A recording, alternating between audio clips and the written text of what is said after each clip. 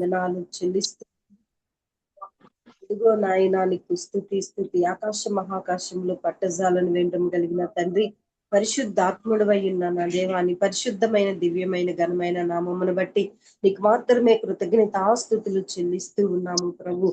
ఇదిగో శరీరులముగా నా దేవా ఈ ప్రాంత కాలములో నాయన ఆత్మీయులతో సహవాసములో చేరి మిమ్మల్ని స్తుతించడానికి కనపరచడానికయ్యా మీరు ఇచ్చినట్టి భాగ్యమును బట్టి మీకు వందన స్తుతులు అర్పిస్తూ ఉన్నాం.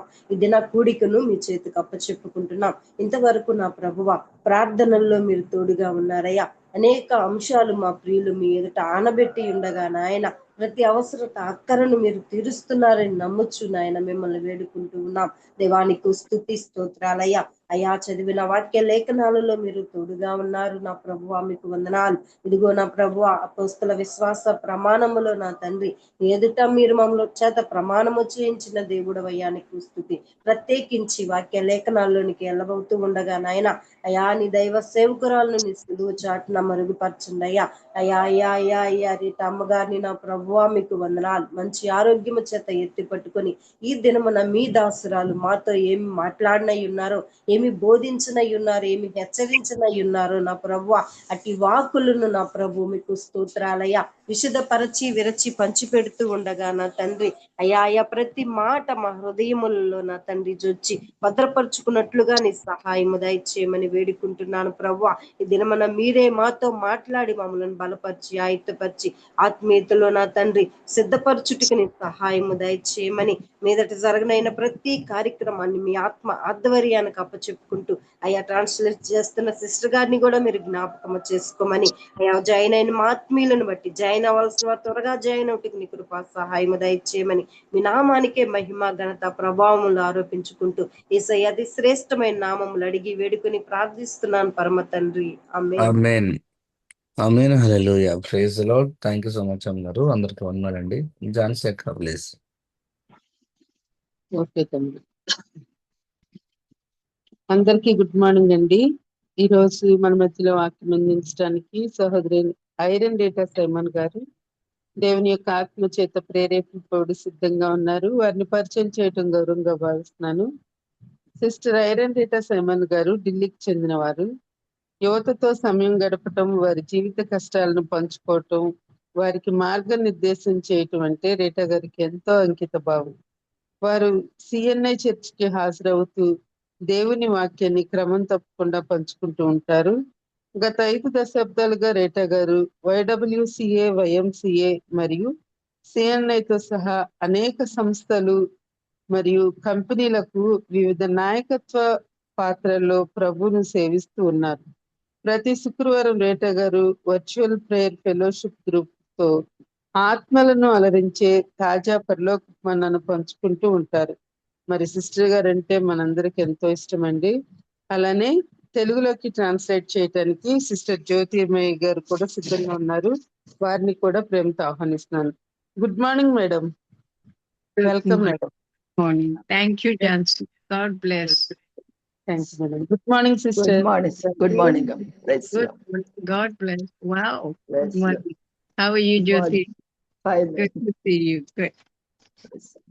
So, friends, today is going to be a little difficult thing because there was so much of discovery that I found out. So today's message is God in Trinity, holy, sovereign, and saving. God in Trinity, holy, sovereign, and saving. మరి దేవుడు త్రిత్వమై ఉన్నారు. మరి ఆయన తన సార్వభౌమ అధికారంలో మరి ఆయన మనకి సజీవుడిగా కూడా ఉన్నారు. ఆయన ఇది చాలా కష్టమైన సబ్జెక్టు. మనం జాగ్రత్తగా దాన్ని ఫాలో అవుదాం. చాలా విషయాలు ఆవిడ కనుకొని మనకి తెలియజేస్తున్నారు. So before we begin, let's have a word of prayer. Okay. ప్రార్థన I చేస్తున్నాం. need all the divine help. Yes. Come, let's pray. Dear Lord and Heavenly Father, thank you for this beautiful morning, Heavenly Father. Thank you for all your grace and mercies upon each one of us. Thank you for the people who have come in early this morning and joined in this at this altar this morning, Heavenly Father. Thank you for the people who are still on the way, Heavenly Father. I ask for blessings on them and the family, Heavenly Father. And as I bring your word, Heavenly Father, speak through me. Help me in this endeavor, Heavenly Father, to bring your word to the people, Heavenly Father, that it may be simplified and that they may understand, Heavenly Father. And not only understand, Heavenly Father, but may your words also, Heavenly Father, reach far and wide. I pray that you will be in our understanding. I pray that you will speak through me and use me as an instrument of your peace. In your very precious and holy name, I ask this prayer. Amen. Amen. Amen. So, friends, when we use the word Trinity, Trinity means three, right? So when we use the word Trinity, it means God, His Son, and the Holy Spirit. త్రిత్వము అంటే ముగ్గురుగా ఉన్నారు. ఆ త్రిత్వములో తండ్రి అయిన దేవుడు, కుమారుడైన యేసుక్రీస్తు, పరిశుద్ధాత్మ దేవుడు, వారి ముగ్గురిని కలిపి త్రిత్వము అంటారు. So when we are studying the subject Trinity, I was really wondering, because right from our childhood we are taught that God was never alone. It was always the Trinity from the beginning of creation. And I am saying, but Jesus was born when we read the book of Matthew. Matthew recorded Jesus' birth. How did all three of them come together right from creation? మరి సృష్టి మొదలు మరి త్రిత్వముగా ముగ్గురు కలిసే పనిచేస్తున్నారు అనేది మనకి అర్థం అవుతుంది. అదే రీతిగా ప్రభువైన యేసుక్రీస్తు కూడా భూమి మీదకి వచ్చినప్పుడు మరి ఆయన యొక్క జన్మలో కూడా ముగ్గురు కూడా కలిసి పని చేశారు అనేది మనకు అర్థం అవ్వాలి. And then we are reading about God in Trinity. దేవుడు త్రిత్వంలో ఉన్నారు అనేది నేర్చుకుందాం. So this was really worrying me, because tomorrow if anybody questions and asks, where is it mentioned in the Bible right at the beginning that they were all three of them together? So I started reading the book of Genesis.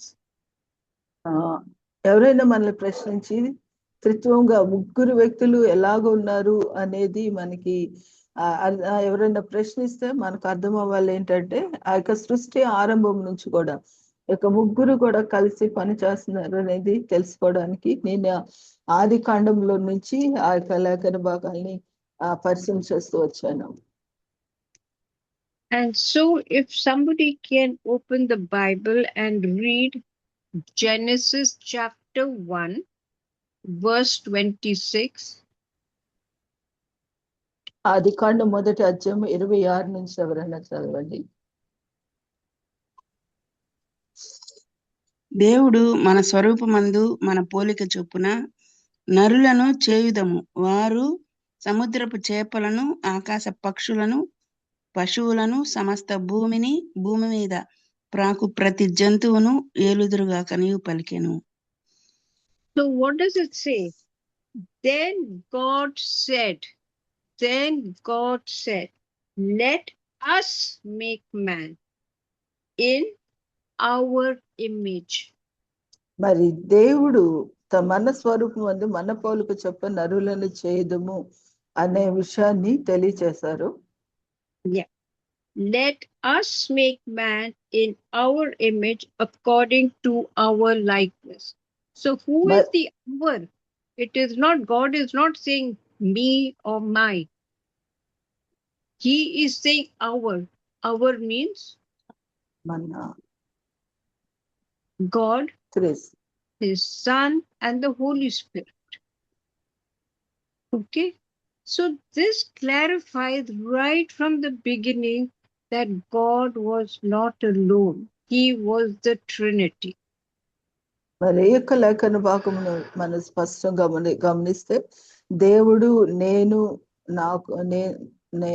నాతో అనే కాకుండా మన స్వరూపం అందు మన పోలిక చొప్పున నరులము చేయదము అంటే మరి తండ్రి అయిన దేవుడు, కుమారుడైన యేసుక్రీస్తు, పరిశుద్ధాత్మ దేవుడు ముగ్గురు కలిసి నరులను చేశారు అనేది మనకి అర్థమవుతుంది. And then also read chapter 3, the first line of verse 22. Chapter 3, మూడో the అధ్యాయము first line of 22. 22వ వచనంలో చూస్తే, అప్పుడు దేవుడైన యెహోవా ఇదిగో మంచి చెడ్డలను ఎరుగునట్లు ఆదాము మనలో ఒకడి వంటి వాడాను కాబట్టి అతడు ఒకవేళ తన చేయి చాచి జీవవృక్షములను కూడా తీసుకొని తిని నిరంతరం జీవించినో అని దేవుడైన యెహోవా అతడు ఏ నేల నుండి తీయబడినో దాన్ని సేచపరచకు ఏదైనా తోటలో నుండి అతన్ని పంపివేశాను. అప్పుడు ఆయన ఆదామును వెళ్ళగొట్టి ఏదైనా తోటకు తూర్పు దిక్కున కెరూబులను జీవవృక్షము పోవు మార్గమును కాచుటకు ఇటు అటు తిరిచిన ఖడ్గోజ్వాలను నిలబెట్టాను. Here also it says, behold, the man has become like one of us. మరి ఇది మనిషి ఆదాము మనలో ఒకని వంటి వాడేను అనేది ఆయన తెలియజేశారు. So what does it mean? Like what? He's saying, behold, the man has become like me. He's not writing that. He is నా saying, వలే లేడు, మనలో ఒకని వంటి వాడేను అని చెప్తున్నారు. become like one of us. మనలో ఒకటి వంటి వాడేను. So now it confirms that Trinity was there right from its inception, right from creation. మరి సృష్టి ఆరంభం నుంచి కూడా త్రిత్వముగా మరి ముగ్గురు కలిసి దేవుని యొక్క ఉన్నత ప్రణాళికను మానవాళి పట్ల నెరవేరుస్తూ వచ్చారు.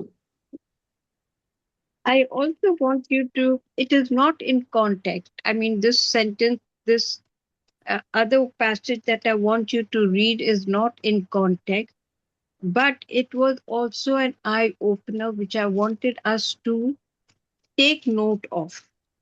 I want you to read Genesis chapter 9, verse 19.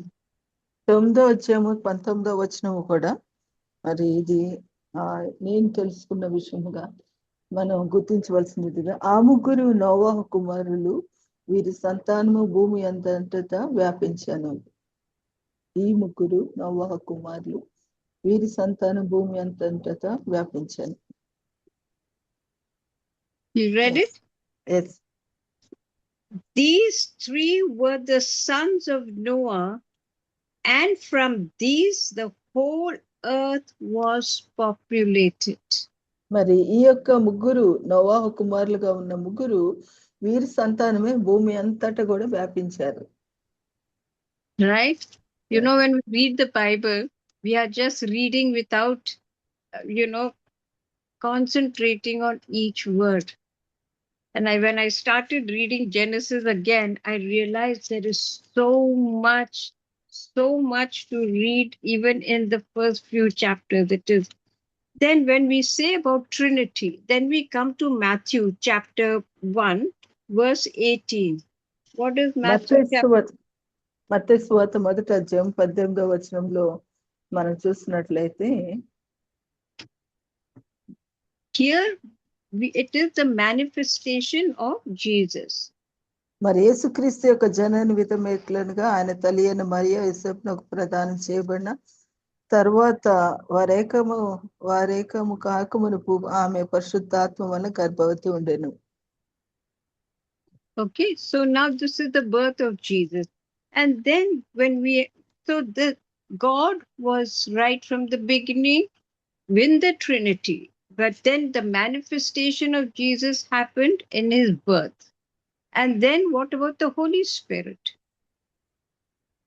And in the తండ్రి అయిన దేవుడు సృష్టి ఆది నుంచి ఆయన సృష్టి క్రమం అంతా చేశారు. తర్వాత ప్రభు యేసుక్రీస్తు తన యొక్క పుట్టుకను మనం చూస్తున్నాం. తర్వాత పరిశుద్ధాత్మ గురించి మనం తెలుసుకోవాల్సింది. And in the Holy Spirit, we are not going to read it now, but I want you to read in your quiet time, read chapter 10, 44, Acts chapter 10, verses 44 to 48, which will tell you about the Holy Spirit. పరిశుద్ధాత్మ గురించి అపోస్తల కార్యం 10వ అధ్యాయము 44 నుంచి 48 వచనాలు తర్వాత మీ యొక్క సమయంలో పరిశుద్ధాత్మ గురించి అక్కడ మీరు నేర్చుకోగలుగుతారు.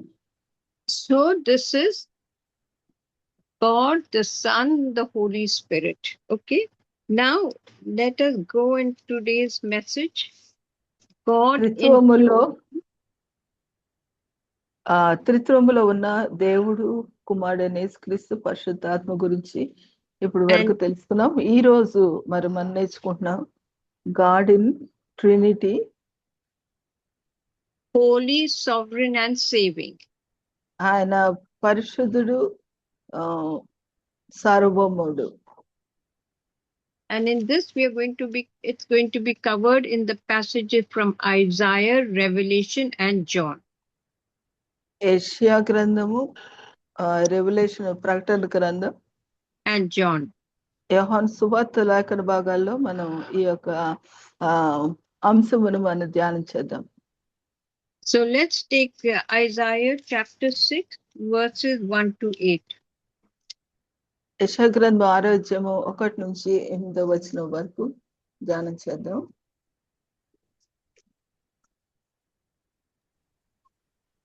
రాజైన ఉజ్జియా మృతునందుని సంవత్సరమున అత్యున్నతమైన సింహాసనమందు ప్రభువు ఆసీనుడై ఉండగా నేను చూచితిని. ఆయన చొక్కాయి అంచులు దేవాలయమును నిండుకొనెను. ఆయనకు పైగా శరాపులు నిలిచి ఉండ్రి. ఒక్కొక్కరికి 6 రెక్కలుండెను. ప్రతివాడు తన రెక్కలతో తన ముఖమును రొంటితో తన కాళ్లను కప్పుకొనుచు రొంటితో ఎగురుచుండెను. వారు సైన్యములకు అధిపతి యెహోవా పరిశుద్ధుడు, పరిశుద్ధుడు, పరిశుద్ధుడు, సర్వలోకం ఆయన మహిమతో నిండి ఉన్నది అని గొప్ప స్వరముతో గాన ప్రతిగానములు చేయుచుండిరి. వారి కంఠ స్వరము వలన గడప కమ్ముల పునాదులు కదులుచు మందిరము ధూమము చేత నిండగా నేను అయ్యో, నేను అపవిత్రమైన పెదవులు గలవాడను, అపవిత్రమైన పెదవులు గల జనుల మధ్యను నివసించువాడను. నేను నశించి తిని, రాజును సైన్యములకు అధిపతియునగు యెహోవాను నేను కనులారా చూచితిని అనుకుంటుని. అప్పుడు ఆ శరాపుల్లో ఒకడు తాను బలిపీఠం మీద నుండి కారుతో తీసిన నిప్పును చేత పట్టుకొని నా ఎద్దుకు ఎగిరి వచ్చి నా నోటికి దాన్ని తగిలించి, ఇది నీ పెదవులకు తగిలెను కనుక నీ పాపం నాకు ప్రాయశ్చిత్తమాయెను, నీ దోషము తొలగిపోయెను అనెను.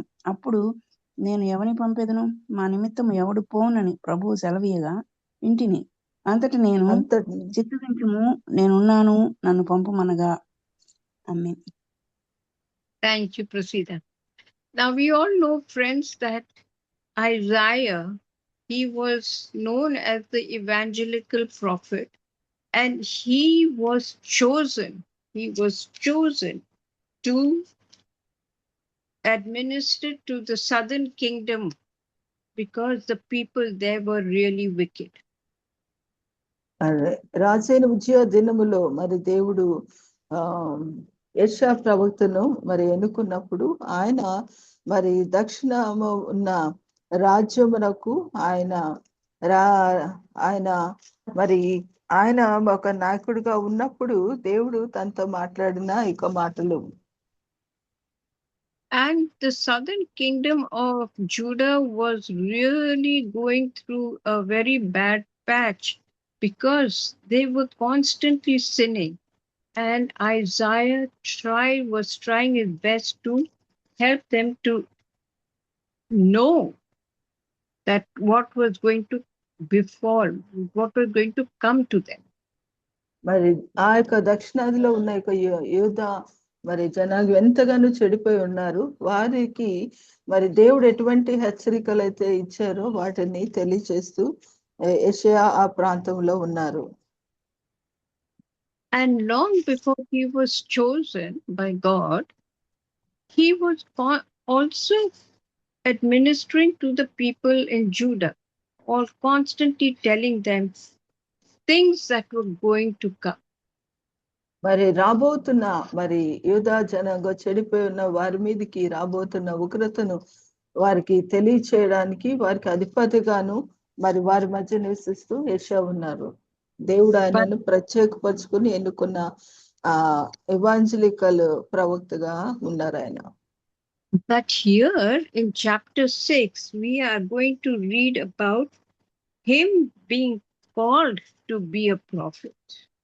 మరి దేవుడు తనని ఒక ప్రవక్తగా ఎన్నుకున్నారు అనే విషయాన్ని ఒక 6వ అధ్యాయంలో మనం చూడగలుగుతున్నాం. And the time he was called to be a prophet was when King Uzziah died. He died of leprosy, no? So that was the time when మరి ఉజ్జియా మరణించిన దినము, కుష్ఠుతో మరణించిన ఉజ్జియా రాజు మరణించిన తర్వాత దేవుడు యెషయాని ఆ ప్రాంతాల్లో ఆయనని ఎన్నుకొని ఉన్నారు. yes, and that was the time it was his calling to be a prophet. మరి ఆ యొక్క కాలంలో దేవుడు ఆయనని మరి ఒక సువార్తగా ఉన్న ఆయనని ప్రవక్తగా నియమించారు. And it says, I saw the Lord sitting on a throne, high and lifted up. ఆ అత్యున్నతమైన సింహాసనం మందు ప్రభు ఆసీనుడే ఉండగా నేను చూచి తిని, ఆయన చొక్కా అంచులు దేవాలయంని నిండుకొనేను. So this means what would he have seen? What would have happened to Isaiah? It is not that he's seeing a picture running on right through. No, he must have, his body was here, his body was on earth, but his mind was opened because he saw very, very clearly what he was to be, what he was to see, because God had opened that inner eye of his. మరి తన చుట్టూ ఉన్న దానిని ఆయన చూస్తూ తెలియచేయలేదు, కానీ తను ఉన్న స్థలంలోనే దేవుడు తన యొక్క మనోనేత్రాలు వెలిగింపబడి ఒక దర్శనాన్ని యెషయా చూసినట్లుగా మనకి ఇక్కడ లేఖనం అర్థమవుతుంది. And when you and I, what is the word we would use? We can only visualize what is happening.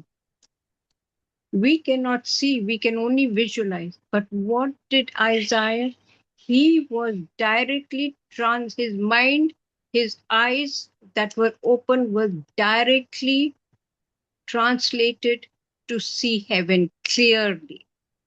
మరి మనమైతే మన చుట్టూ ఉన్న పరిస్థితులు చూస్తాం, కానీ ఆయనకి పరలోకమునందు దేవుడు ఏ రీతిగా ఆసనుడే ఉన్నాడు అనేది ఆ యొక్క స్పష్టంగా ఆయన తన దర్శనంలో చూడగలిగాడు. And it says, and the train of his robe filled the temple. ఆయన చొక్కా అంచులు దేవాలయం నిండుకొనేను అంటున్నాడు. God's train, that means God's robe, filled the entire temple. మరి దేవుని యొక్క మరి చొక్కాయి అంటే ఆ యొక్క వస్త్రము అంచులు దేవాలయం అంతా కూడా నిండుకొని ఉన్నాయి అని చెప్తున్నారు. And it says, and above it stood a seraphim. Each one had 6 wings, and with 2 that covered his face. మరి ఆయనకు పైగా శరాపులు నిలిచి ఉండిరి, ఒక్కొక్కరికి 6 రెక్కలు ఉండేను. ప్రతివాడు 2 రెక్కలతో తన ముఖమును, 2తో తన కాళ్ళను కప్పుకొంచుతూ 2తో ఎగురుచుండెను. Now when we read this beautiful passage, above it stood seraphim. Each one had 6 wings, with 2 that covered his face, with 2 he covered his feet, and with 2 he flew. And one cried to another and said, now when we see this, 2 covered his face. Why did they cover their face? They were already with God, but they could not see his glory. మరి శరాపులు మరి అక్కడ నిలిచి ఉన్నారు. మరి వారికి 6 రెక్కలు ఉన్నాయి. అయితే వాళ్ళు వాళ్ళ ముఖాన్ని కప్పుకుంటున్నారు, 2 రెక్కలతో కాళ్ళను కప్పుకుంటున్నారు, 2తో ఎగురుచున్నారు. ఎందుకు? వారు దేవునితో ఉండి కూడా మరి వాళ్ళ ముఖములను కప్పుకుంటున్నారంటే దేవుని యొక్క పరిశుద్ధతను వారు చూడలేనంతగా దేవుని యొక్క ప్రకాశం వారి ఎదుట ఉన్నది. Their wings covered their eyes because they could not see God's glory. మరి దేవుని మహిమను వారు చూడలేనంత మహిమను వారి ఎదుట ఉన్నది. And they covered their feet because of their humbleness in front of God. మరి వారి కాళ్ళను ఎందుకు కప్పుకుంటున్నారంటే దేవుని ఎదుట వారిని వారు తగ్గించుకుంటూ వారి కాళ్ళను కూడా కప్పుకుంటున్నారు. And one cried to another and said, holy, holy, holy is the Lord of hosts. The whole earth is full of his glory. Why do they say holy, holy, holy 3 times right through the Bible? When you read, it is never holy. It is always holy, holy, holy. యొక్క వారు మరి సైన్యములకు అధిపతి యొక్క యెహోవా పరిశుద్ధుడు పరిశుద్ధుడు పరిశుద్ధుడు అని 3 సార్లు పలకడంలో, మరి పరిశుద్ధుడు అని ఒక్కసారి అనలేదు కానీ 3 సార్లు యెహోవా పరిశుద్ధుడు పరిశుద్ధుడు పరిశుద్ధుడు అని పలుకుతున్నారు. Because the word holy, holy, holy comes 3 times in repetitive times throughout. Why does it say that? Because when I say, oh, Jyoti is a holy person, Bobby is a holy person, Keaton is a holy person, we always say it once to everybody, right? Yeah. But when we say it 3 times, it will never be repeated for anybody. I can't say that Jyoti is holy, holy, holy. No. The 3 times when it gets repeated is only for God. Why? Because it is only for the Supreme. God is supreme. God is above. So you can never use the word holy individually. It will always be holy, holy, holy. Even when you have the Lord's Supper on Sunday, when you say holy, holy, holy, it is always repeated 3 times for God. Never, never, never alone. మరి వ్యక్తిగతంగా ఎవరైనా మనల్ని Supremacy. ఎవరినైనా మనము పరిశుద్ధుడు పరిశుద్ధుడు పరిశుద్ధుడు అని పిలవలేము. ఎందుకంటే అది దేవునికి చెందిన మాట. ఆయన అత్యున్నతుడు, అతి ఉన్నతుడు కాబట్టి ఆయనకు మాత్రమే పరిశుద్ధుడు పరిశుద్ధుడు అని పలకవలసి ఉంది. మనం వ్యక్తిగతంగా ఎవరినైనా వీళ్ళు పరిశుద్ధులు అని ఒక మాటతో అంటాం కానీ సంపూర్ణంగా 3 సార్లు వారిని పరిశుద్ధుడు అనలేము. ఎందుకంటే దేవుడే సార్వభౌముడు, సర్వోన్నతుడు, సర్వోన్నత స్థలములో ఆయన ఉన్నారు కాబట్టి ఆయననే మనము పరిశుద్ధుడు అని పిలవగలము. And this holy, holy, holy separates God from man. మరి దేవుడిని ఆ రీతిగా పరిశుద్ధుడు అని పిలుస్తా ఉన్నప్పుడు దేవునికి మనిషిని మనము వేరు చేయగలుగుతున్నాం. And then we go on to say, and the posts of the doors were shaken by the voice of him who cried out, and the house was filled with smoke. So I said, woe is me, for I am undone, because I am a man of unclean lips. Then what does Isaiah say? Isaiah says, woe is me, for I am undone.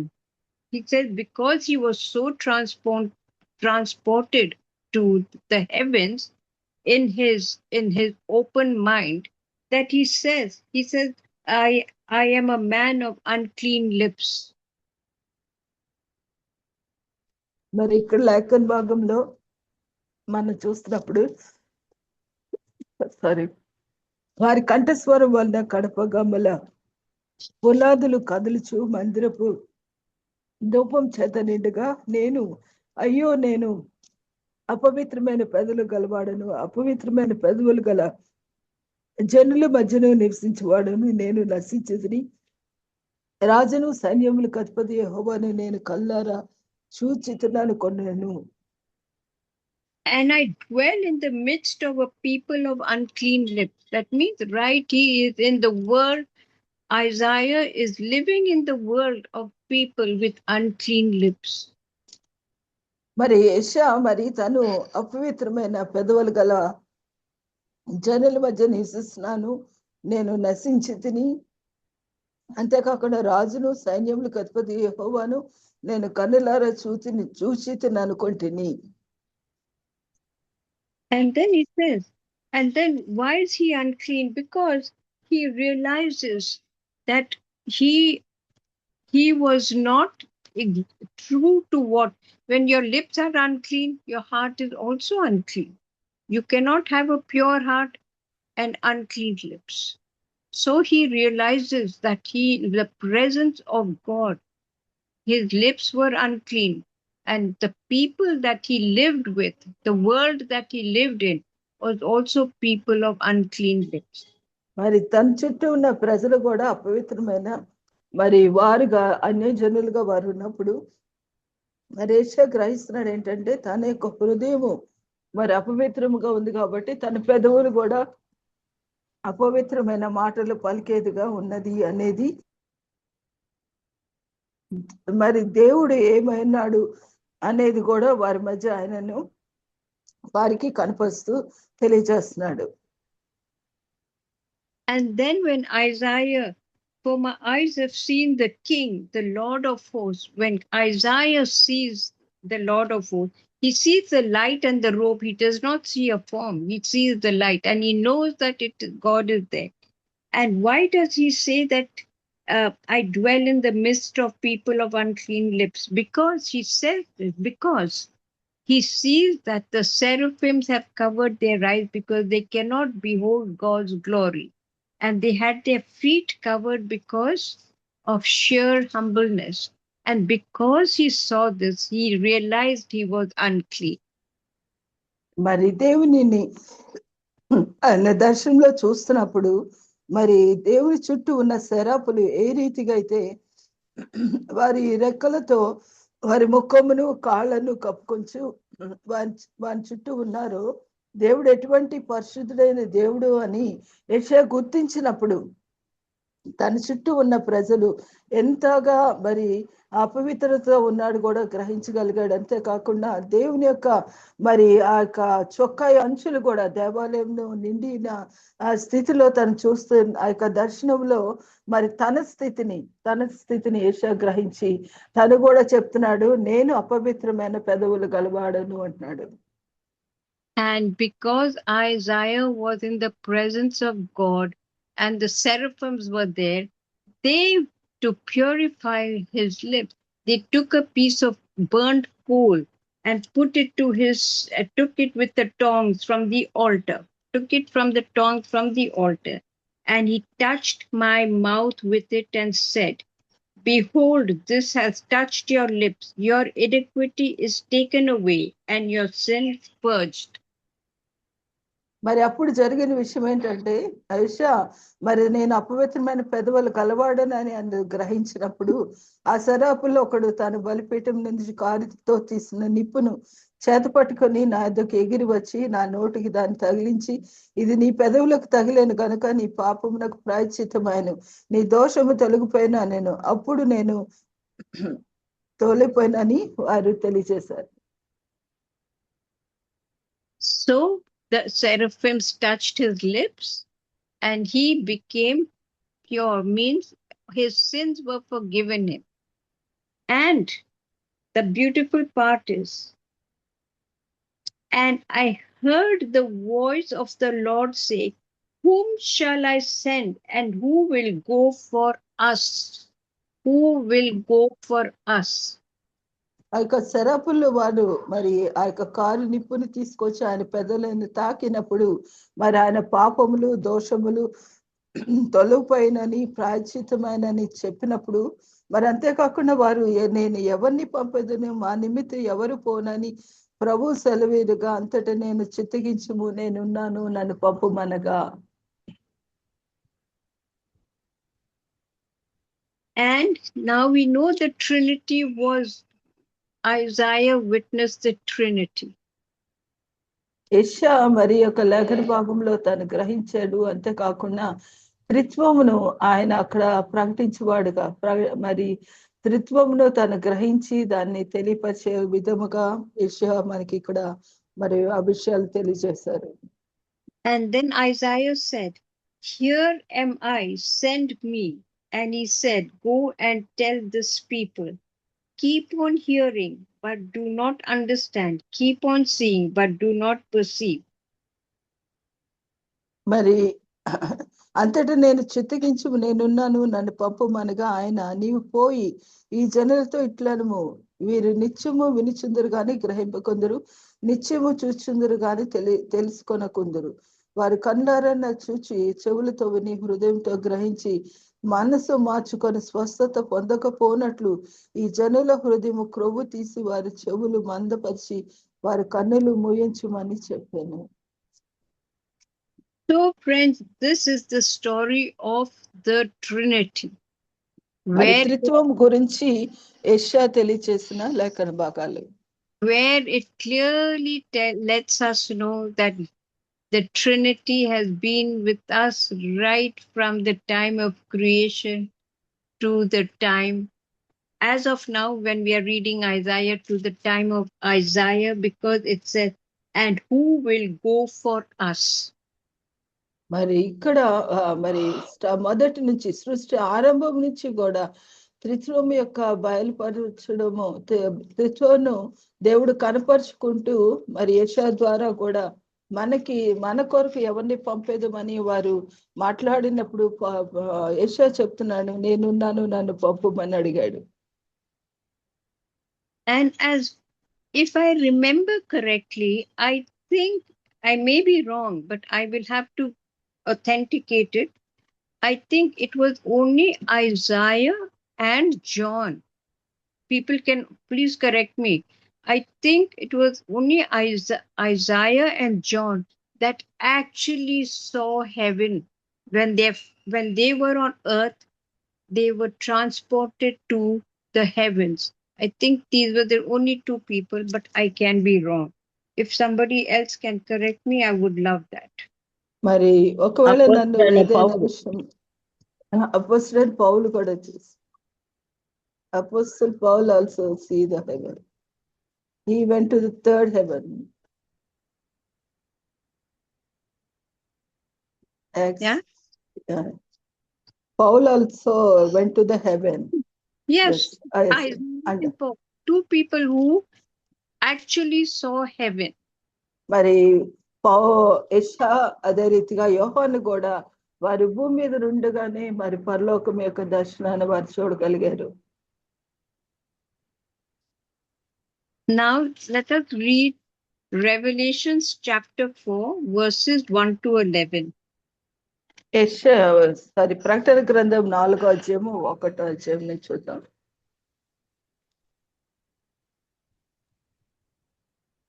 ఈ సంగతులు జరిగిన తరువాత నేను చూడగా, అదిగో పరలోకమందు ఒక తలుపు తెరవబడి ఉండెను. మరియు నేను మొదట విన్న స్వరము బూరధ్వని వలె నాతో మాట్లాడగా వింటిని. ఆ మాటలాడిన వాడు, ఇక్కడికి ఎక్కిరమ్ము, ఇక మీదటి జరగవలసిన వాటిని నీకు కనపరచెదనెను. వెంటనే నేను ఆత్మవశుడనైతిని. అదిగో పరలోకమందు ఒక సింహాసనము వేయబడి ఉండెను. సింహాసనమునందు ఒకడు ఆసీనుడై ఉండెను. ఆసీనుడైన వాడు దృష్టికి సూర్యకాంత పద్మరాగములను పోలినవాడు. మరకతము వలె ప్రకాశించు ఇంద్రధనస్సు సింహాసనమును ఆవరించి ఉండెను. సింహాసనము చుట్టూ 24 సింహాసనములుండెను. ఈ సింహాసనములందు 24 పెద్దలు తెల్లని వస్త్రములు ధరించుకొని తమ తలల మీద సువర్ణ కిరీటములు పట్టుకున్న వారై కూర్చుండిరి. ఆ సింహాసనములో నుండి మెరుపులను, ధ్వనులను, ఉరుములను బయలుదేరుచున్నవి.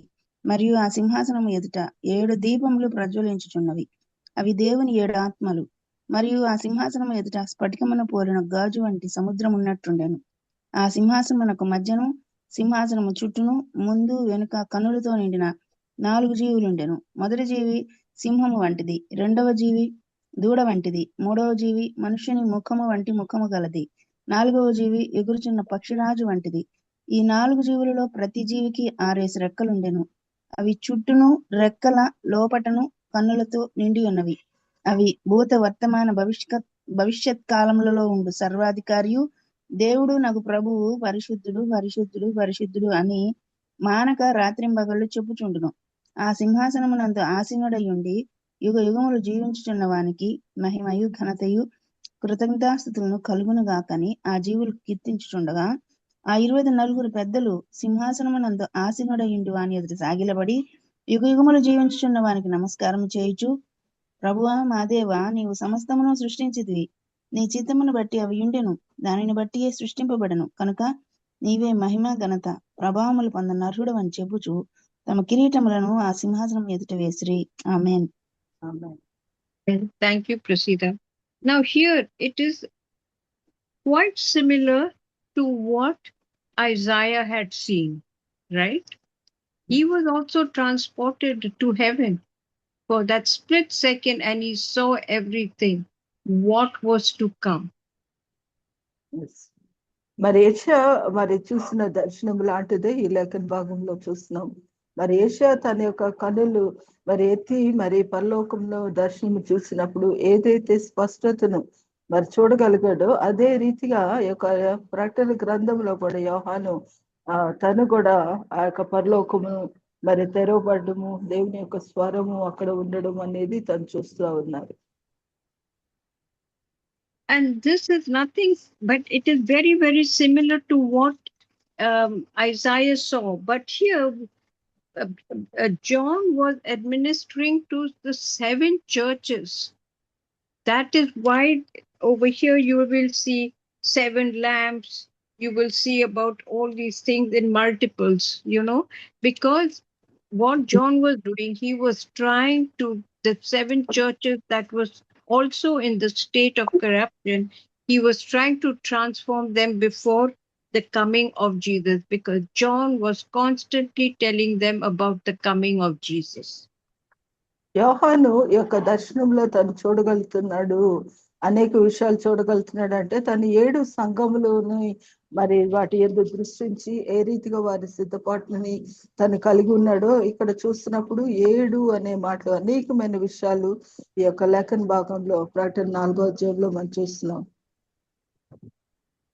And here when we are reading about the crown means the highest. Not everybody wears a crown. It is just one person in the whole country, right?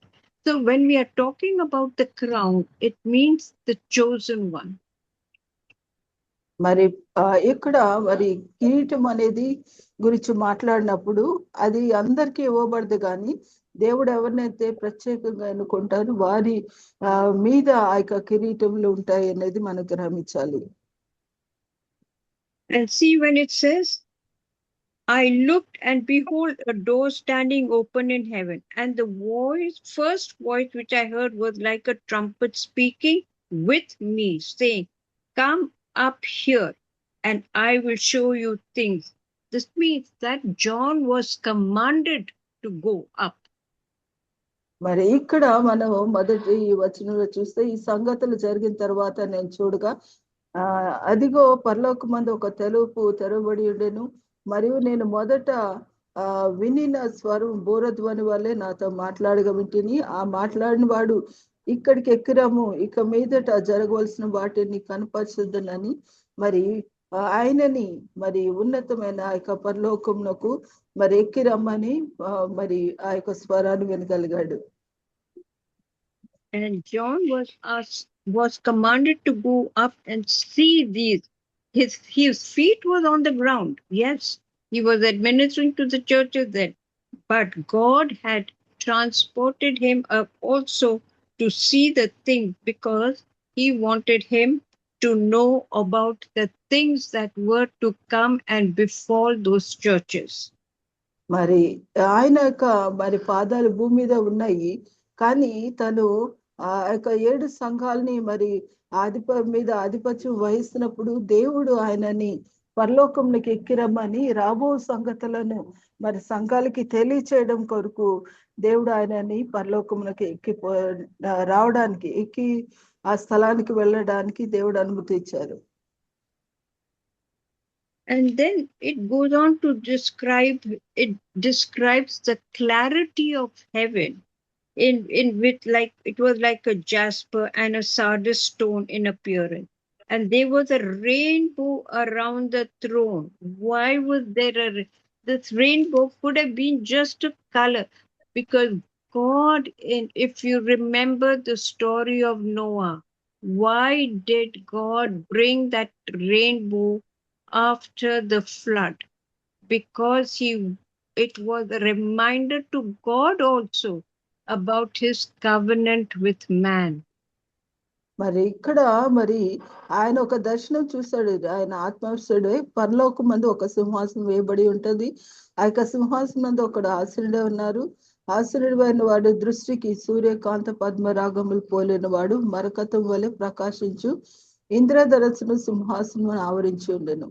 ఇక్కడ ఇంద్రధనుస్సు అనేది మనము నోవహు కాలంలో కూడా మరి దేవుడు మనిషితో చేసిన మరి ఆ యొక్క నిబంధనకి సాదృశ్యముగా ఆ యొక్క ఇంద్రధనుస్సు ఆ యొక్క సింహాసనం చుట్టూ ఉండెను. అదే రీతిగా దేవుడు మరి నోవహును ఎలాగైతే జ్ఞాపకం చేసుకున్నాడో మనిషికి తనకి మధ్యన నిబంధనను గుర్తు చేసుకోవడానికి ఆ యొక్క ఇంద్రధనుస్సు అనేది సింహాసనం చుట్టూ ఆవరించి ఉన్నది.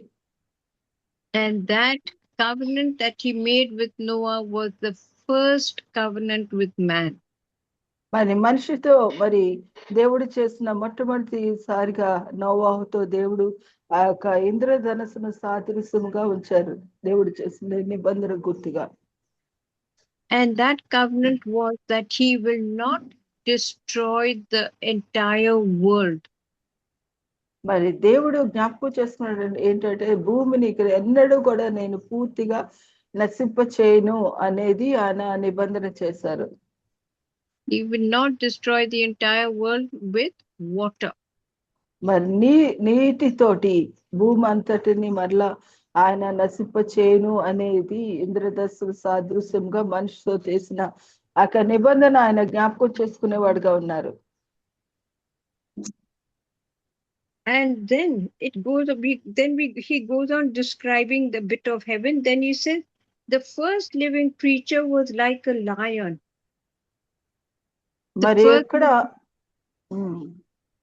మరి అక్కడ మరి 4 జీవులు ఉన్నాయి. ఆ ఒక మొదటి జీవిది సింహం వంటిదిగా ఉన్నది. And then what is the lion? Why was he saying that it was like a lion?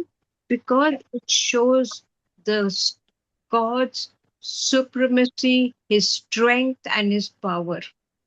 మరి దేవుని యొక్క అత్యున్నత స్థితిని, తర్వాత ఆయనకున్న అధికారము మరి సార్వభౌత్వాన్ని యొక్క సింహము యొక్క మొహము తెలియచేస్తుంది. And then the second living creature like a calf. మరి రెండో జీవి దూడ వంటిదిగా ఉంది. That means he was tender, he was humble, he was soft. ఆయన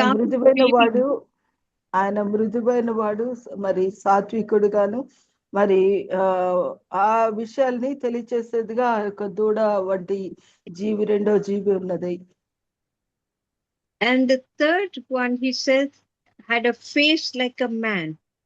మరి మూడవ జీవి మనుషుల ముఖం వంటిదిగా ఉంది. And then it shows that it was a face like a man means we have this rational thinking of what is right and what is wrong. So why was it like a man? For us to think. ఒక మనిషి మొహం అక్కడ ఉన్నదంటే మనం ఏ రీతిగా ఆలోచిస్తాం, ఏ రీతిగా ప్రవర్తిస్తున్నామో అనేది అక్కడ ఉన్నట్టుగా చూస్తున్నాం. And the fourth living creature, each having 6 wings, were full of eyes around and within. And then the fourth living creature was like a flying eagle. Why is it a flying eagle? Because when an eagle is always associated with swiftness, speed. మరి ఎగురుచున్న పక్షిరాజు వంటి 4వ జీవి ఏంటంటే అవి ఎంతో తొందరగా మరి చాలా స్పీడ్గా మరి ముందు కదిలేదిగా ఉండేది.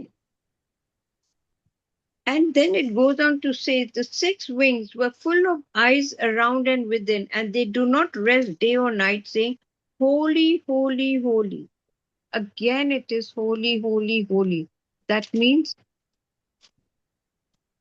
మరి ఈ యొక్క 4 జీవులు ప్రతి జీవికి కూడా 6 రెక్కలు ఉన్నాయి. అవి చుట్టూను రెక్కల లోపటను కన్నులతో నిండి ఉన్నాయి. అవి భూత వర్తమాన భవిష్యత్ కాలంలో ఉండు సర్వాధికారి యొక్క దేవుడు నాకు ప్రభువు పరిశుద్ధుడు పరిశుద్ధుడు పరిశుద్ధుడు అని మానక రాత్రి పగళ్ళు చెప్పుచుండెను.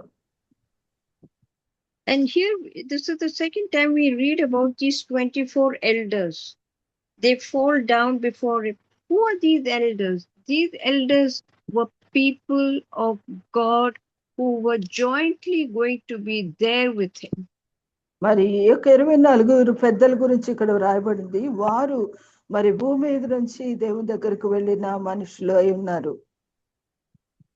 and they cast their crowns before the throne. They మరి were the angels who were above and who, out of sheer respect and humbleness, they cast their crowns before God. మరి దేవుని ఎదుట వారి యొక్క కిరీటములను మరి వారు ఆయన ఎదుట పడి సాగిలి పడితే ప్రభువుని వారు కనపరుస్తూ వచ్చారు.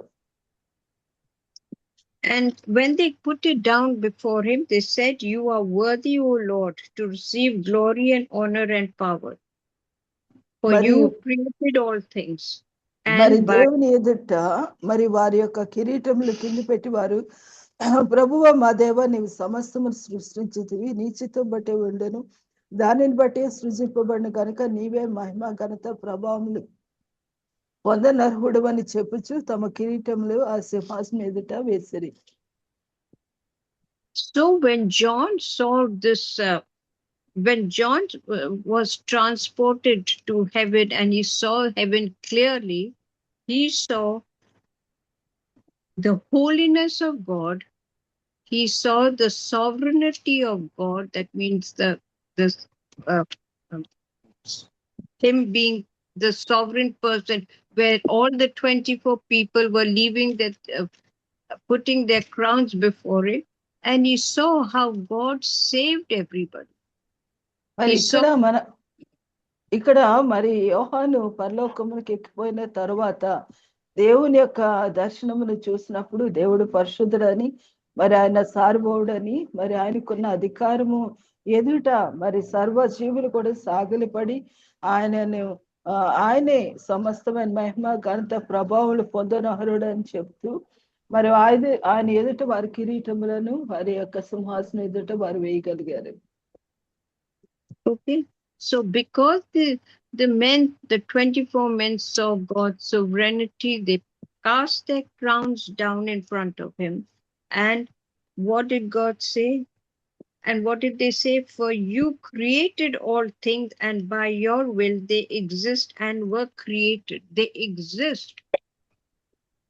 That means 24 పెద్దలు కూడా మరి సింహాసనం ఆశ్రయుడైన ఎదుటి వాని ఎదుటి వారి సాగిలిపడి మరి యుగంలో జీవించిన వారికి నమస్కారం చేస్తూ, ప్రభువా మా దేవ నీవు సమస్తము సృష్టించితివి, నీ చైత్యమును బట్టి అవి ఉండెను, దానిని బట్టి సృజించబడ్డాను కనుక నీవే మహిమ ఘనత ప్రభావములు పొందనర్హుడు అని చెప్తూ తమ కిరీటములను ఆ సింహాసనం ఎదుట వేసిరి. and God saved. It's not that he's destroying the earth. God saves. Although he's in power, with one sweep of his hand he can easily clean the earth out. But no, he is always giving you and me chances upon chances. మరి దేవుడు ఒక్కసారిగా తన చేతి కదిలిచ్చి సమస్త భూమిని ఆయన నశింప చేయగలడు. కానీ మనిషి యొక్క అవిధేయతను ఆయన గుర్తించినప్పటికీ కూడా దేవుడు వారి భూమి మీద వారు సజీవులుగా ఉండినట్లు దేవుడు వారికి అవకాశం ఇస్తూ వస్తున్నారు. Okay, now although we don't have time now, but I want you people in your prayer time to also read chapter 3, John chapter 3 verses 1 to 16, and this is telling us about Nicodemus, one of the యోహాను సువార్త 3:1-16 వచనాల్లో దేవుడు నికోదేముతో మాట్లాడిన విషయాల గురించి మీరు మీ యొక్క quiet టైంలో చదవాలని నేను ఆశపడుతున్నాను. And why is it telling us about Nicodemus? What was Nicodemus, as you know, friends, was a Pharisee, okay? And మరి నికోదేము ఒక పరిసైడ్గా ఉన్నాడు. And he was an extremely learned man. మరి ఆయన ఎన్నో విషయాలు నేర్చుకున్న వ్యక్తిగా కూడా ఉన్నాడు. And why did he come to Jesus in the night? He came to Jesus in the night, and he said, he came because, and verse 2, this man came to Jesus by night and said to him, Rabbi, we know that you are a teacher come from God, for no one can do these signs that you do unless God is with him. So he came to him because he was a little troubled. and he wanted to know about Jesus and the things that he does. And he says, Jesus answered and said to him, most assuredly I say to you, unless one is born again, he cannot see the kingdom of God. మరి నికోదేము తన అధికారి ఉన్నాడు, మరి ఆయన పరిసరుడుగా కూడా ఉన్నాడు. ఆయన రాత్రి వేళ యేసు దగ్గరకు వచ్చి, మరి నీవు దేవుడి నుంచి వచ్చిన బోధకుడు అని మేము ఎరుగుదుము, దేవుడు అతన్ని తోడుంటేనే కానీ నీవు చేసిన సూచక్రియలు ఎవడు చేయలేడని అతనితో చెప్పినందుకు యేసు ఆయనతో, ఒకడు క్రొత్తగా జన్మిస్తేనే కానీ అతడు దేవుని రాజ్యం చూడలేదని నీతో నిశ్చయముగా చెప్తున్నాను నేను. అంతేకాకుండా యేసు మరొకసారి చెప్పారు ఏంటంటే, నీవు నీటి మూలంగాను ఆత్మ మూలంగాను జన్మిస్తేనే కానీ దేవుని రాజ్యంలో ప్రవేశింపడం లేడని నీతో నిశ్చయముగా చెప్తున్నాను నేను. And Nicodemus must have come. Why do you go? Because probably Jesus has so many followers during the day that he doesn't have time for himself to be with Jesus. So that's why probably I am saying this could be a probability that Nicodemus wanted time because he had some doubts, many doubts in his mind. Probably that is why he came to Jesus in the night. మరి రాత్రికాల సమయంలో నికోదేము రావడంలో ఉద్దేశం ఎందుకంటే, మరి ప్రభువైన యేసుక్రీస్తు పరిచర్యలో తన చుట్టూ అనేక మంది జనసమూహాలు ఉండొచ్చు, అదొక కారణము. అయితే నికోదేముకున్న ఆ యొక్క అనేక అనుభవాలన్నీ కూడా తీర్చుకోవడానికి ఆయన రాత్రి సమయంలో యేసు దగ్గరకు వచ్చారు. And what was troubling, although he was a great scholar, what was troubling him, because he could not understand how can a man be born when he is old? He says, can he enter a second time into his mother's womb and be born? మరి ఆయనకున్న అనుమానాల్లో చూసినట్లయితే, ఒకడు కొత్తగా జన్మిస్తేనే గాని అని ప్రభువైన యేసుక్రీస్తు ఏ రీతిగా చెప్పినప్పుడు అతడు అనుకున్నాడు, ముసలివాడైన మనుషుడు ఎలాగో తిరిగి జన్మిస్తాడు, రెండో వారి తల్లి గర్భంలో ప్రవేశించి జన్మింపగలడా అని ఆయన అడుగుతున్నారు. And what does Jesus say? Most assuredly I say to you, unless one is born of water and the Spirit, he cannot enter the kingdom of God. That which is born of the flesh is flesh, and that which is born of the Spirit is spirit. అందుకే యేసు, నీవు నీటి మూలంగాను ఆత్మ మూలంగాను జన్మిస్తేనే గాని దేవుని రాజ్యంలో ప్రవేశింపలేడని నీతో నిశ్చయంగా చెప్తున్నాను. శరీర మూలముగా జన్మించినది శరీరమును, ఆత్మ మూలముగా జన్మించినది ఆత్మీయనై ఉన్నది అని చెప్పారు. And then he goes on to say, do not marvel that I say to you, you must be born again. The wind blows where it wishes, and you hear the sound of it, but cannot tell where it comes from and where it goes. So is everyone who is born of the Spirit. What does this mean? మరి ప్రభువైన యేసుక్రీస్తు మరి నీతో చెప్పినందుకు ఆశ్చర్యపడద్దు, కానీ మీరు కొత్తగా జన్మించవాలని నీతో చెప్పినందుకు ఆశ్చర్యపడద్దు. గాలి తనకిష్టమైన చోటును విసురును, నీవు దాని శబ్దం విందువే కానీ అది ఎక్కడి నుంచి వచ్చినో అది ఎక్కడ పోనో నీకు తెలియదు. అయితే ఆత్మమూలంగా జన్మించిన ప్రతి వాడు కూడా అలాగే ఉన్నాడే. నేను దీని అర్థం ఏంటంటే, so when one is born of the Spirit, what does the Spirit mean? Why did God bring this thing about the wind? When the wind comes, you can feel it, right? It will either cool you down in this hot weather, or it can destroy things on the way. You know the quality of a wind, right? మరి ఆ యొక్క గాలికున్న విస్తృతిని లేకపోతే దాన్ని బట్టి అది నెమ్మదిగా చల్లగా వస్తే ఆ చల్లదనాన్ని అనిపిస్తాం. ఒక భయంకరమైన గాలి వీచినట్లయితే దాని యొక్క ఆ ధ్వంసమును అది చుట్టూ ఉన్న వాటన్నిటిని పాడు చేస్తూ ఆ గాలి వెళ్ళిపోతా ఉంటది. You cannot see the wind, but you can know what the wind does, because it will either cool you down, or it will be a gentle breeze, or it will be destructive. You can see the destruction. You know the quality. You see what the wind does, right? మరి గాలి ఎలాగుంటుందో మనం చూడము, కానీ అది చక్కగా చల్లని గాలిగా ఉంటే మనం దాన్ని ఆస్వాదిస్తాము. అదే రీతిగా ఒక బలమైన గాలి మరి వీస్తున్నప్పుడు అది ఎంతో విధ్వంసాన్ని ఆ యొక్క పరిస్థితిని మనం అనుభవిస్తాం, చూడగలుగుతాం, కానీ గాలిని స్పష్టంగా మనం చూడలేము. He says, so is the spirit. When the అదే spirit is in you, you అదే can also see you cannot see the spirit, but you can see the value of that spirit in you. మరి అదే రీతిగా ఆత్మను కూడా మనం చూడలేము, కానీ ఆత్మ మూలంగా ఎవరైతే జన్మిస్తారో ఆ వ్యక్తి జీవితంలో మార్పుని మనం స్పష్టతను మనం చూడగలుగుతాం. And how can you see that spirit in you? When you can, let's take an example of a young boy. You know, he must have been really naughty, full of mischief, full of worrying, full of doing things and being destructive.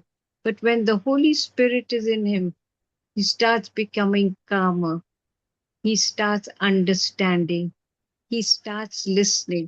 But before you can speak to the boy, he knows everything and he will tell you to shut up. But when the Holy Spirit comes into him, he is there to listen to what you have to say. మరి ఒక యవనస్తుని మనం చూసి అతడు మార్పు చెందక ముందు తన యొక్క ప్రవర్తన మరి మార్పు చెందిన తర్వాత అంటే పరిశుద్ధాత్మ తాకిడి ఆ వ్యక్తి అనుభవించిన తర్వాత తను వినే విధానము లేకపోతే ప్రవర్తించే ప్రవర్తన తన యొక్క పరిస్థితులన్నీ కూడా ఎంతో మరి మనం గ్రహించిన దానికంటే కూడా అంత ముందున్న తన ప్రవర్తనకి ఇప్పుడుకున్న ప్రవర్తనకి ఎంతో తేడాని మనం గమనించగలుగుతాం. And that water is cleansing. So when we say you have to be born again, it's with the water and the Holy Spirit. The water is cleansing and the Spirit does its work on you. The good work was on you. అందుకని ప్రభువైన యేసుక్రీస్తు మనం క్రొత్తగా జన్మించినప్పుడు మరి నీరు మనకేది శుభ్రతను కలుగ చేస్తుందో పరిశుద్ధత కలుగ చేస్తుందో అదే రీతిగా ఆత్మ కూడా ఆ వ్యక్తి జీవితాన్ని పరిపూర్ణముగా ఒక వ్యక్తిత్వాన్ని మరి పరిశుద్ధుడు అయిన స్థితిని పవిత్రుడైన స్థితిలో దేవుడు వారిని చూడగలుగుతారు. 2 minutes. Then Jesus answered and said to him, are you the teacher of Israel and do not know these things? Most assuredly I say to you, we speak what we know. We speak what we know and testify what we have seen, and you do not receive our witness. There were so many witnesses. That's what he's saying. Jesus is telling him. And it is not Jesus, it is saying we speak. ఇక్కడ మనం చూస్తున్నాం. అందుకు నికోదేము ఈ సంగతులు ఎలాగో సాధ్యంలని ఆయన అడగగా యేసుట్లను నీవు ఇశ్రాయేలు బోధకుడిపై ఉండి వీటిని ఎరుగవా? మేము ఎరిగిన సంగతే చెప్తున్నాము, చూసిన దానికే సాక్ష్యం ఇచ్చినాము, మా సాక్ష్యం మీరు అంగీకరింపరని నీతో నిశ్చయముగా చెప్తున్నా. నేను భూ సంబంధమైన సంగతులు నేను మీతో చెప్తే మీరు నమ్ముకున్నప్పుడు పరలోక సంబంధమైనవి మీతో చెప్పిన ఎలాగా నమ్ముదురు అని ప్రశ్న కూడా నికోదేముని వేసేసారు. So here Jesus is questioning Nicodemus that he's saying you are a teacher of Israel and how come you don't know these things? And he's saying we are testifying. He says, but if you do not believe the witnesses, what will you know? నువ్వు పరిశుద్ధుడివై ఉండి కూడా బోధకుడివై ఉండి కూడా వీటిని ఎందుకు ఎరగలేదు?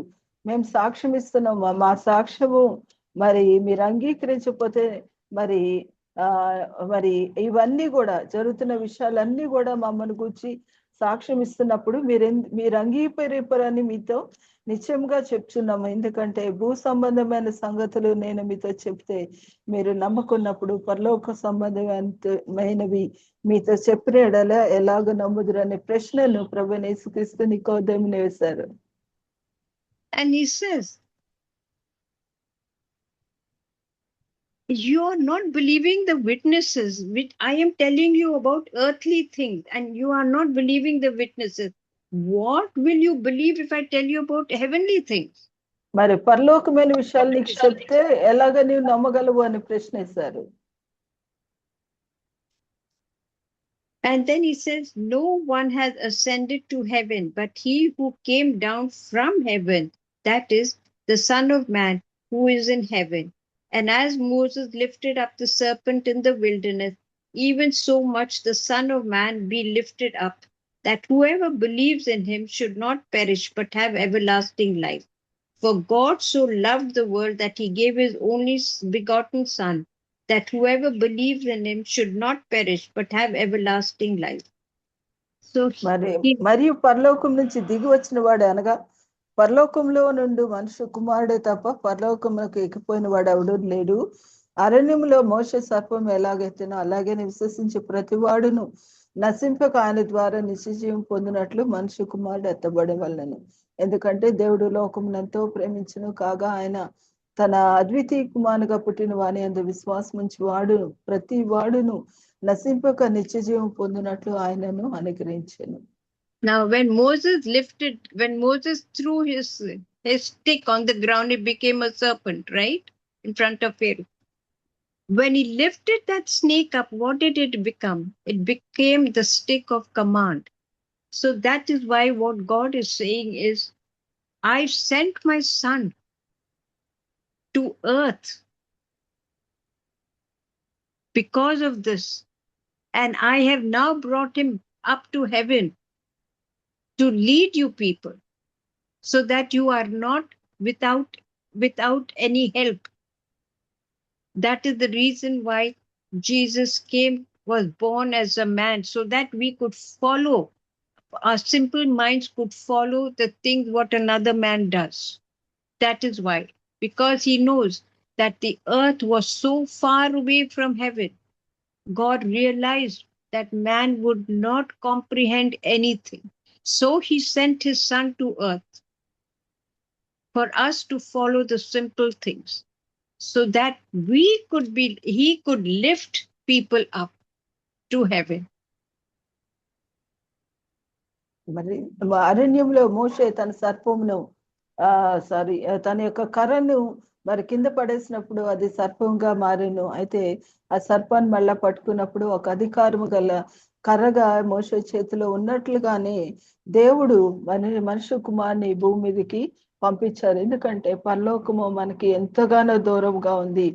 ఆయన మనల్ని ప్రేమించారు కాబట్టి మనల్ని ఆయన కుమారుని యొక్క మాదిరిని లేకపోతే ఆయన యొక్క నడిపింపుని మనం అనుసరిస్తూ ఆయన ఎలాగ ఎత్తబడ్డారో మనము కూడా పరలోకంకి ఎక్కిపోవడానికి తన ప్రియ కుమారుని మన కొరకు పంపించారు.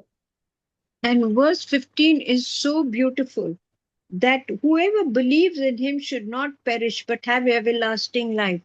Yes, you and me, we believe in Christ. మన క్రీస్తునందు విశ్వాసం ఉంచుతున్న మనము ప్రతి వాడు కూడా నశింపక ఆయన ద్వారా నిత్య జీవం పొందినట్లు మనుష్య కుమారు ఎత్తబడవలెను. So today's message, friends, is all about the Trinity that lifts us up right from here to the open heavens, and where we can see his glory. మరి త్రిత్వము గురించి దినాన్ని మనం నేర్చుకుంటున్నాము. ఆ యొక్క త్రిత్వమే మనము ఇక్కడ నుంచి మరి పరలోకమునికి ఎక్కిపోయే విధముగా ఆయన యందు విశ్వాసం ఉంచడం ద్వారా మనం నశింపక నిత్య జీవం పొందినట్లు మనుష్య కుమారుడు ఎత్తబడరు. అదే రీతిగా దేవుడు మనల్ని కూడా ఆయన ఉన్న స్థలమునకు మనం ఎక్కిపోయే వారుగా దేవుడు మనల్ని సంసిద్ధపరుస్తున్నారు. Yeah, please read these passages because it has clearly mentioned from Genesis onwards that the Trinity was there with us, and it is very clearly mentioned. మరి స్పష్టమైన రీతిలో త్రిత్వము గురించి మనం అర్థం చేసుకోవడానికి అంటే మరి ఆయన ఏమై ఉన్నారు అనేది దాన్ని మనం అనుభవించేటట్లుగా కూడా త్రిత్వం మన జీవితాల్లో కార్యసాధకం అవడానికి ఈ 3 లేఖన భాగాల్లో మరి త్రిత్వం గురించి చక్కగా మరి పరిశుద్ధాత్మ దేవుడు మనకు బోధించారు. And it clearly mentioned. So I want us to read these 3 passages, the Isaiah, Revelations, and John. Please read it and you will understand the Trinity very clearly. మరి త్రిత్వం గురించి ఇంకా స్పష్టమైన రీతిలో మీరు అర్థం చేసుకోవాలంటే ఈ లేఖన భాగంలో యెషయా గ్రంథం 6:1-8, రెవల్యూషన్ 4 అంతా, తర్వాత యోహాను సువార్త 3:1-16 వచనాల వరకు మరలా మీరు చదివి దాన్ని అర్థం చేసుకోగలరని గ్రహిస్తారు. త్రిత్వం గురించి మీరు అనుభవించగలుగుతారు. Thank you, Jyoti. Thank you, sister. Praise the Lord. Praise the Lord. అందరికి వందనాలు. థ్యాంక్ యూ అమ్మా. మరి చాలా స్పష్టమైన రీతిలో మరి సహోదరి మనకు తెలియచేసిన యొక్క లేఖన భాగాలను బట్టి మరి తను పరిశోధించారు. మరి మనం కూడా అటువంటి ఆ రీతిగా లేఖనాన్ని పరిశోధించి అర్థం చేసుకొని మరి మనం నశించబడకుండా నిత్య జీవంలో మనం ప్రవేశించినట్లు మనుష్య కుమారుడు ఏ రీతిగా అయితే ఎత్తబడ్డారో సిలువ మరణానికి అప్పగించుకున్నారో ఆ యొక్క మరణం యొక్క విలువను మనం గ్రహించడానికి మనము మనకు అనుగ్రహించిన నిత్య జీవం సంపాదించుకోవడానికి ప్రయాసపడతాం. దేవుని యందు విశ్వాసం ఉంచుదాం. థ్యాంక్ యూ అన్నాడు. Thank you sister. వర్తమానికులు రీటా సైమన్ గారికి, అనువాదకులు జ్యోతిర్మయ్య గారికి ప్రభునామంలో కృతజ్ఞతలండి. ముగింపు ప్రార్థన మరియు ఆశీర్వాదం ఇవ్వవలసిందిగా రెవరెండ్ జామీ రవికుమారయ్య గారిని మనం చేస్తున్నాను. ప్రార్థన చేసుకున్నాను. పరిశుద్ధమైన తండ్రి, నీ బంగారు పదాలు కొందరం ప్రభా, ఉదయకాల సమయంలో ప్రభా అనేక ఆత్మ సంబంధమైన విషయాలు నేర్చుకోవడానికి ఇచ్చిన కృపను బట్టి వందనాలు తండ్రి. యెషయా గ్రంథంలో దేవతని ప్రభా తండ్రి కుమార పరిశుద్ధాత్మక దేవతని ప్రభా పరిస్థితులు ప్రత్యేకంగా దేవతలు ప్రభా ఎంత దేవతని ప్రభా ఆయన విషయాలు, అదేవిధంగా తత్వంలో ఉన్న దేవతని ప్రభా అయా ప్రభా నీ కృప మేము చూడగలిగా అందుని బట్టి వందనాలు తండ్రి. అదేవిధంగా ప్రభా 24 పెద్దలు ఈ విధంగా ప్రభా తమ యొక్క దేవతని ప్రభా కిరీటాల ప్రభ నీ పాదాల మీద ప్రభా పడేసారు విషయాలు గమనించగలిగా నీకు వందనాలు తండ్రి. తల్లి గారికి ఇచ్చిన ప్రభా గొప్ప అనుభవాన్ని బట్టి వందనాలు తండ్రి. అయ్యా ప్రభా జ్యోతిర్మయ్య గారు చెప్పినట్టుగా ప్రభా లేఖనాలను శోధిస్తూ ఆ లేఖనాల్లో ఉన్న ప్రభా శాస్త్రమైన విషయాలు మా బోధిస్తున్న విధానం బట్టి వందనాలు తండ్రి. మేము కూడా లేఖనాలను శోధిస్తూ వ్యక్తిగతంగా తండ్రి దాన్ని అన్వయించుకోవడానికి ప్రభా నీ కృప చూపించమని ప్రార్థన చేస్తున్నాం ప్రభా. అయ్యా తండ్రి వాక్యం చెప్పిన సైమన్ రేటా గారిని, అదేవిధంగా తర్జుమా చేసిన జ్యోతిర్మయ్య గారిని జ్ఞాపకం చేసుకోండి ప్రభా. అదేవిధంగా ఈ ప్రార్థనలో పాల్గొన్న ప్రతి బిడ్డను తండ్రి పేరు పేరున దీవించమని ఆశీర్వదించమని ప్రార్థన చేస్తూ ఉన్నాం ప్రభా. ప్రతిరోజు విధంగా వాక్యం వినడానికి తండ్రి ప్రభా కామన్ ప్లాట్ఫామ్ ఏర్పాటు చేసిన బాబి రత్నాకర్ గారిని వారి టీంని దీవించండి. ఆయన నడిపిస్తున్న ప్రభా తండ్రి థియలాజికల్ ప్రభా తండ్రి క్లాసును కూడా దీవించమని ప్రార్థన చేస్తున్నాను. పెద్ద బిడ్డ ప్రభా చదువుల విషయంలో బిడ్డ ఢిల్లీలో ఉంటుండగా సహాయం చేయమని ప్రార్థన చేస్తున్నాను తండ్రి. ప్రతి లోటును కుటుంబంలో ప్రభా నువ్వు ఐశ్వర్యంతో తీర్చమని ప్రార్థన చేస్తున్నాం ప్రభా. ప్రత్యేకంగా ప్రభుత్వం సహకరిస్తున్న జాన్సన్ గారిని, స్వరూప్ గారిని, ఝాన్సీ సిస్టర్ గారిని, ప్రదీప సిస్టర్ గారిని, అప్రెంటిస్ గారిని, కోర్టు వారిని దీవించమని ప్రార్థన చేస్తున్నాను ప్రభా. సహాయం దయచేయండి తండ్రి. అదేవిధంగా ప్రభా ఎవరైతే అనారోగ్యంతో ఉన్నారో బిడ్డలందరూ పేరు పేరుని జ్ఞాపకం చేసుకో తండ్రి. మా కుటుంబంతో ప్రభా ఊటీ వెళ్ళి క్షేమంగా రావడానికి సహాయం చేసో. అదేవిధంగా ప్రభా సునీత గ్రేసి కొంచెం ప్రభా ప్రయాణ పడడం వలన అనారోగ్యంతో ఉన్నారో బిడ్డలను ప్రత్యేకంగా ముట్టమని ప్రార్థన చేస్తూ ఉన్నాను తండ్రి. అదేవిధంగా ప్రభా డాక్టర్ విజయ్ కుమార్ గారికి, జవహర్ గారికి ఇచ్చిన ప్రభా తండ్రి ఆ వివాహ మహోత్సవం బట్టి వందనాలు తండ్రి. వారిని వారి కుటుంబాన్ని దీవించండి. తల్లిగారు మంచి ఆరోగ్యం దయచేయండి ప్రభా. అదేవిధంగా తండ్రి రమణమ్మయ్య గారిని వారి కుటుంబాలను జ్ఞాపకం చేసుకోండి ప్రభా. అదేవిధంగా కాటనాయ్ గారికి మంచి ఆరోగ్యం తెచ్చండి, కుటుంబాలు దీవించమని ప్రార్థన చేస్తున్నాను తండ్రి. అదేవిధంగా దేవతను ప్రభా ప్రార్థన చేస్తూ ఉన్నాను ప్రభా. రాబర్ట్ జేమ్స్ అయ్య గారిని, అదేవిధంగా దేవతను ప్రభా ఆశీర్వాద గారిని జ్ఞాపకం చేసుకోండి ప్రభా. ఇంకెవరైతే అనారోగ్యం వారిని జ్ఞాపకం చేసుకోండి. అదేవిధంగా దీపి సిస్టర్ వాళ్ళ ప్రభా వివిఎస్ చేయించుండగా సహాయం తెచ్చండి, వాతావరణం సానుకూలపరచండి. మేము కూడా ప్రభా జూన్ 3, 4, 5 తారీఖులు వివిఎస్ ప్రభా తండ్రి ప్లాన్ చేస్తున్నాను తండ్రి. ఎటువంటి ఆటంకాలు ఇబ్బందులు లేకుండా సమస్తము ఘనంగా మర్యాద క్రమంగా జరిగించమని ప్రార్థన చేస్తున్నాను తండ్రి. అదేవిధంగా ఎవరైతే అనారోగ్యంతో ఉన్నారో బిడ్డలందరినీ పేరు పేరుని జ్ఞాపకం చేసుకో. ఎవరైతే ఆర్థిక ఇబ్బందుల్లో ఉన్నారో, ఎవరైతే ఆరోగ్య సమస్యలు ఉన్నారో వాళ్ళందరూ జ్ఞాపకం చేసుకో తండ్రి. 10th ఇంటర్మీడియట్ బిడ్డలు ప్రభావ దేవతను ప్రభావ సప్లిమెంటరీ అదేవిధంగా ఇంప్రూవ్మెంట్ ఎగ్జామ్స్ రాస్తుండగా వాటి మీరు ఉండమని ప్రార్థన చేస్తున్నాను తండ్రి. నీట్ మళ్ళీ జూన్ 20వ తారీఖు జరగబోతుండగా సహాయం తెచ్చమని ప్రార్థన చేస్తూ ఉన్నాను ప్రభా. ఎవరైతే ప్రభావ ఉన్నతమైన చదువులకు ప్రభావ తండ్రి ఎంట్రన్స్ రాస్తూ ఉన్నారో, కాలేజెస్ కోసం ఎదురు చూస్తున్నారు వాళ్ళందరినీ జ్ఞాపకం చేసి ప్రత్యేకంగా ప్రభావం ప్రభావ వాక్యం ఎత్తునండి దాసుల సైమన్ రేటా గారిని, తజ్మా చేసిన జ్యోతిమయ్య గారిని ప్రత్యేకంగా జ్ఞాపకం చేసుకోమని మేము చేయవలసిన ప్రతి పనిలో ప్రభావాన్ని సూటి మార్గాన్ని చూపించి మీరే సకల మహిమకంతా ప్రభావం పొందుకోమని ఈ చిన్న ప్రార్థన మా ప్రభులు ప్రియకుమారుడైన యేసుక్రీస్తు దివ్య నామాన్ని అడిగి వేడుకుంటున్నాం పరమ తండ్రి. ఆమేన్. మా తండ్రి మీ నామం పరిశుద్ధపరచబడును గాక, మీ రాజ్యం గాక, నీ చిత్తం పరలోకమందెలాగో భూమి యందు నెరవేరును గాక. మాకు కావాల్సిన దినాహారం నేడు మాకు దయచేయం. మా ఎడల అపరాధము వారిని క్షమించినట్లు మా అపరాధములను క్షమించు. శోధన తప్పించును, ఎందుకంటే రాజ్యం, శక్తి, మహిమ నిరంతరము నీవై ఉంటున్నాయి తండ్రి. ఆమేన్. తండ్రి అయిన దేవుని ప్రేమ, కుమారుడైన యేసుక్రీస్తు కృప, పరిశుద్ధాత్మ అన్యోన్య సహవాసం అక్కడ చెప్పిన దాసురాలకు, తర్జుమా చేసిన దాసురాలకు, పాల్గొన్న బిడ్డలకు, జరబోతున్న వివిఎస్లకి ఆయన కృప సదాకాలము తోడే నడిపించును గాక. ఆమేన్. ప్రైజ్ లార్డ్ అయ్య గారు. ముగింపు ప్రార్థన మరి ఆశీర్వదించిన praise Lord Reverend Jamie Ravikumar అయ్య గారికి రీటా సైమన్ గారికి, అలాగే జ్యోతిర్మయ్య గారికి, కుడి వచ్చిన దేవుని బిడ్డలందరికీ కూడా విపిఎఫ్ ఫ్యామిలీ తరఫున కృతజ్ఞతలండి. ప్రభు చిత్తమైతే రేపటి దినాన్ని తిరిగి కలుసుకుందాం. అంతవరకు సెలవు తీసుకుందాం. Praise the Lord. Thank you